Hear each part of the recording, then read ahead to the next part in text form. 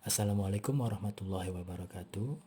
Nama saya Rahadian Saputra, NPM 2020 21500 186. Di sini saya akan menjelaskan tentang jenis alat ucap dan fungsi alat ucap nomor 13 sampai 25. Heriadi 2016 lembar 23 mengungkapkan alat ucap itu tidak hanya mempunyai fungsi sebagai pengucapan bunyi, tetapi mempunyai dua fungsi, yaitu fungsi sekunder dan fungsi premier. Menurut Verhaar 2010 lembar ke-30 mengatakan, bila kita menuturkan sesuatu, udara dipompa dari paru-paru dan keluar dengan harus melalui suatu penyempitan tertentu sehingga udara yang keluar itu mulai bergetar. Dari sudut pandang akustik, bunyi itu tidak lain adalah udara yang bergetar. Bila tidak ada penyempitan seperti itu, tidak ada bunyi bahasa sama sekali dan kita hanya bernapas secara normal saja. Menurut Marsono 2008, lembar ke-6 dan 7 menyebutkan bagian-bagian tubuh yang turut menentukan terjadinya bunyi bahasa ialah 13. Daun lidah, blade of the tongue, lamina. 14. Ujung lidah, tip of the tongue, apex. 15. Anak tekak, uvula.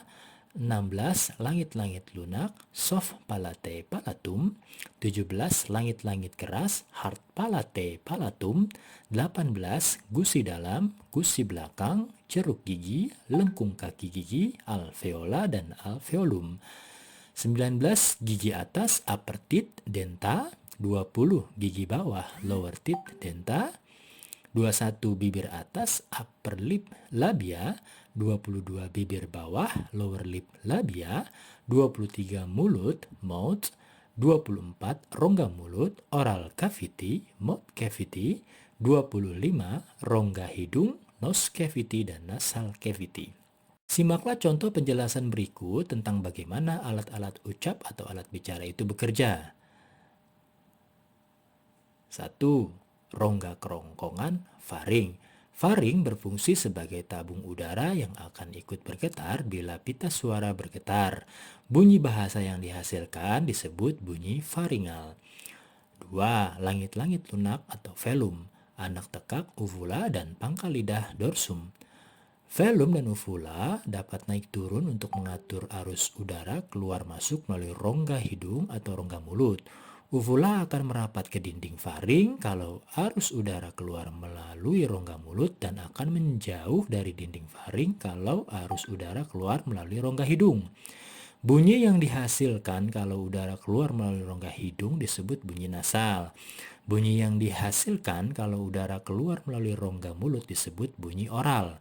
Bunyi yang dihasilkan dengan velum sebagai artikulator pasif dan dorsum sebagai artikulator aktif disebut dorsovelar. Sementara bunyi yang dihasilkan oleh ovula disebut uvular.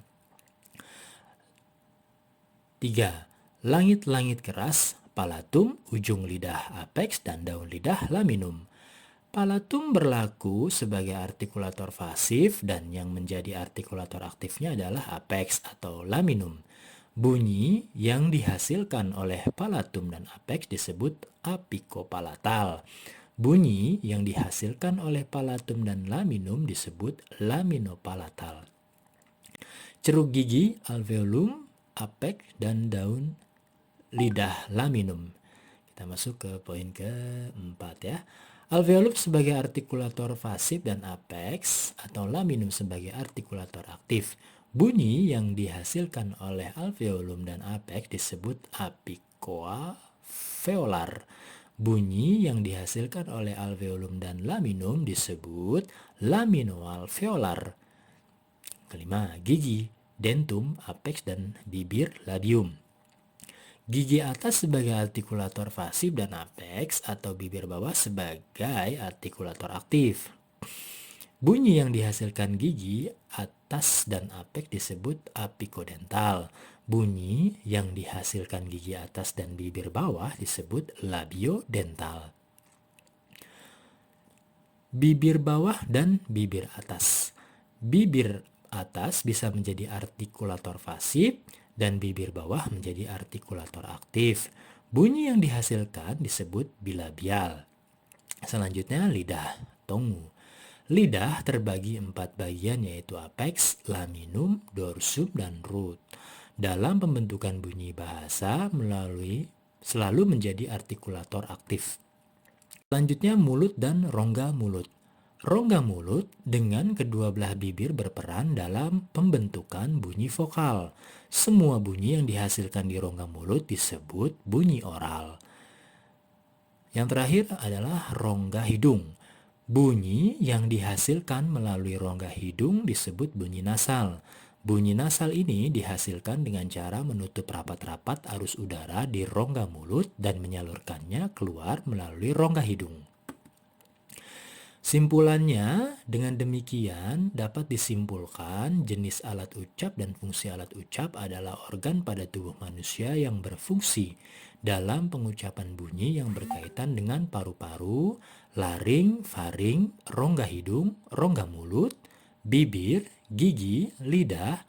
Dapat disimpulkan jenis alat ucap dan fungsi alat ucap adalah organ pada tubuh manusia yang berfungsi dalam pengucapan bunyi yang berkaitan dengan paru-paru, laring, faring, rongga hidung, rongga mulut, bibir, gigi, lidah, alveolum, palatum, velum.